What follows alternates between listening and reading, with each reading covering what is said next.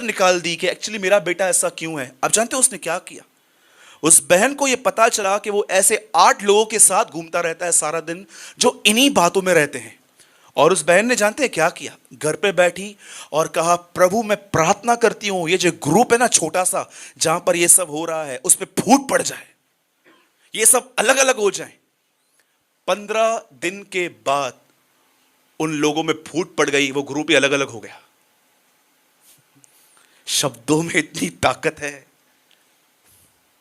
इसीलिए जब भी आप यहां आते हो मैं हमेशा आपको बोलता हूं, जो आपके बगल में बैठे उन्हें ब्लेसिंग दो, क्योंकि घर में तो उनको कोई देता नहीं है बेचारों, कम से कम यहां तो ले जाए। बोलो यीशु मसीह की। कितने लोग मेरी बात समझे? घर पे सब क्रिटिसाइज करते रहते हैं, ब्रदर सब मेरी गलतियां निकालते हैं, ये लेट क्यों लेकर आया, ये काम क्यों नहीं किया अभी तक, ये क्यों नहीं आया, इसको मैंने 3 बजे कॉल किया था अभी तक नहीं पहुंचा है। घर पे सिर्फ क्रिटिसिज्म चलता है, लेकिन कम से कम हमें चर्च में तो ब्लेसिंग मिले। ठीक है? कितने लोग मेरी बात समझे? आइए हम सब वचन में आएंगे 15 मिनट्स के लिए।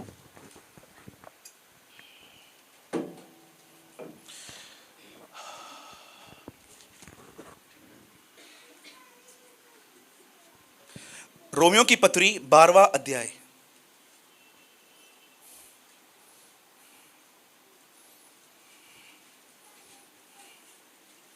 बोलो यीशु मसीह की। यस। रोमियो 12 अध्याय, रोमन्स चैप्टर 12।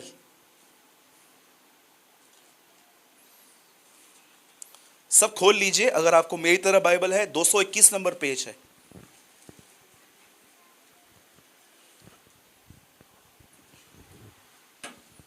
सबसे पहले मैं चाहता हूं मेरे पीछे ये लाइन कहिए, क्योंकि ये आपके बहुत काम की है और मेरे भी है।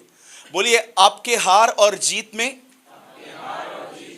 सिर्फ एक ही चीज खड़ी है, आपकी सोच।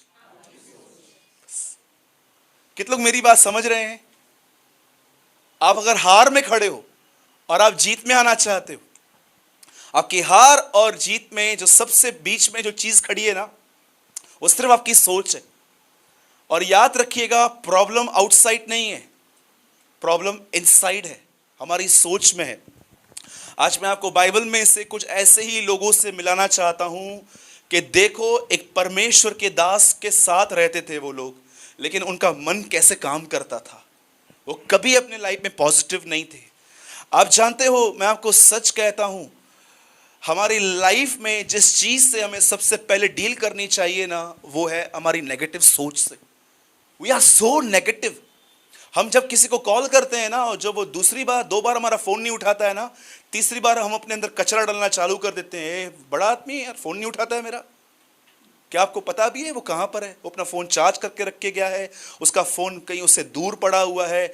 हम लोग बहुत जल्दी, आप आज थोड़ा ऑनेस्टली बैठिए। आज मैं चाहता हूं आप खुले हार्ट से बैठिए। कई बार ऐसा लगता है आपको कि आपके घर के पास से कोई गुजरा और वो हमेशा आपके घर पे 2 मिनट के लिए आता था और वो वहां से निकला और उसने आपको जय मसीह नहीं किया। हम लोग नेगेटिव सोचना स्टार्ट करते हैं, एटीट्यूड आ गया है इनके अंदर। क्या आपको पता भी है किसकी डेथ हो गई थी? वो भाग रहा था वहां पर। हाँ जी, एक लड़का लड़की, अगर एक कजन ब्रदर और एक कजन सिस्टर आपस में घूमती हैं, हमको पता भी नहीं है कि वो कौन है, और हम लोग सोचने लगते हैं कुछ चक्कर है। कभी आपने इस बारे में सोचा, हमारा जो माइंड है वो कितना जल्दी सेकंड्स में नेगेटिव हो जाता है? सेकंड्स में। और आप जानते हो खुदा के लिए सबसे बड़ी मुसीबत क्या है? मुझे ऐसा लगता है कि परमेश्वर को जब वो कलीसिया में देखता है, उसके लिए सबसे बड़ी मुसीबत जानते क्या है? विश्वासियों का अविश्वास। That is the greatest problem in believers, कि ये बिलीवर्स हैं लेकिन ये पूरी तरह से अनबिलीवर हैं। मैं चाहता हूं आप पहले वर्ड पढ़िए, कोई आकाश में पढ़िए 12 का 2। बाइबल कहती है इस दुनिया की तरह मत बनो, परंतु नहीं, बुद्धि नहीं है भाई, ये ट्रांसलेट डिलीट कर तू। कोई और पढ़िए। हाँ,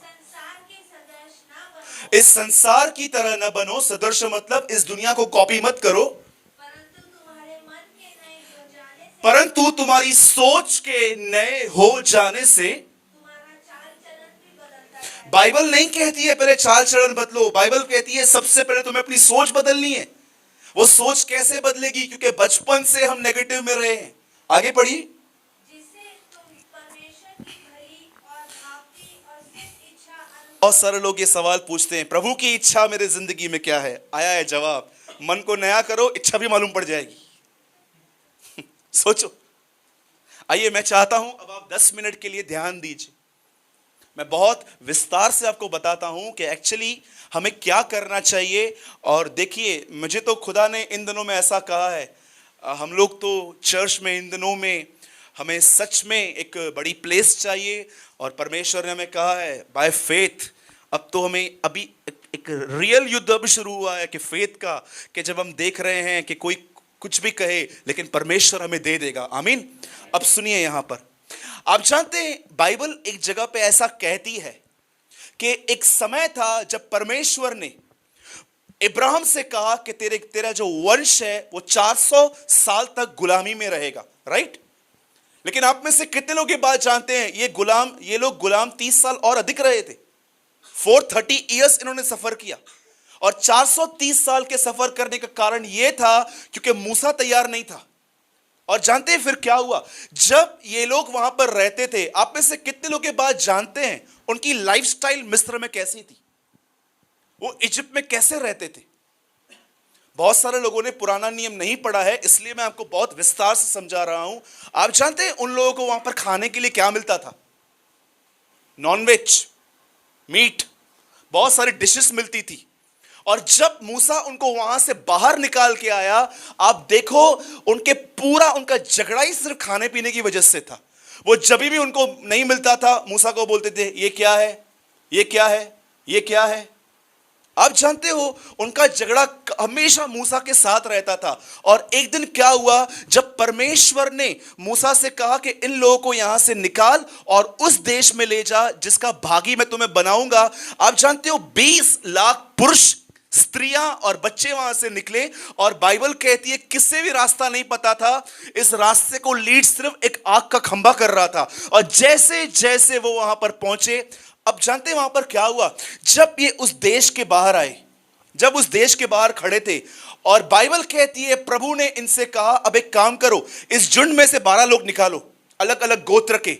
और मूसा ने 12 लोगों को अलग किया और प्रभु से कहा प्रभु अब क्या करना है? प्रभु ने इनको बोला अब इनको एक काम कर, इनको जाके इस देश में बेच, और देश के अंदर वो 7 चीजें देखेंगे कि वहां की जमीन कैसी है, वहां के लोगों के पास रिच है कि नहीं है, वहां पर ये कैसा है। आप पढ़ सकते हो, परमेश्वर ने, मूसा ने उन्हें 7 चीजें चेक करने के लिए कही। और जानते हो हुआ क्या?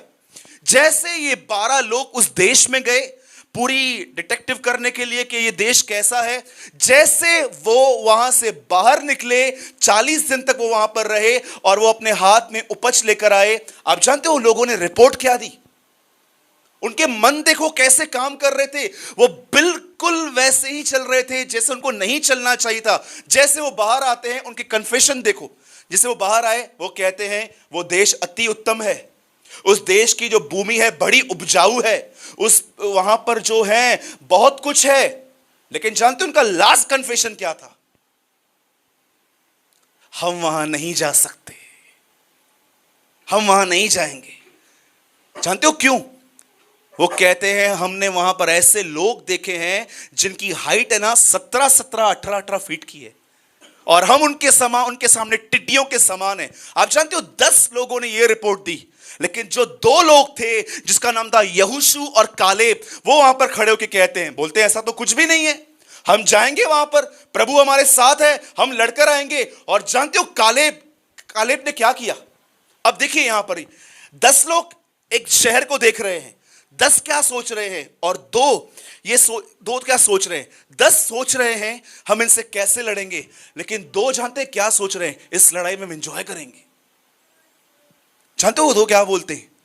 इनका कन्फेशन याद रखो। 10 कन्फेस जानते हैं क्या कर रहे हैं? हम वहां नहीं जाएंगे। 2 लोग जानते हैं इस लड़ाई के लिए क्या बोलते हैं? वे हमारी रोटी ठहरेंगे। कितने लोगों ने कन्फेशन पढ़ा है उन दोनों का?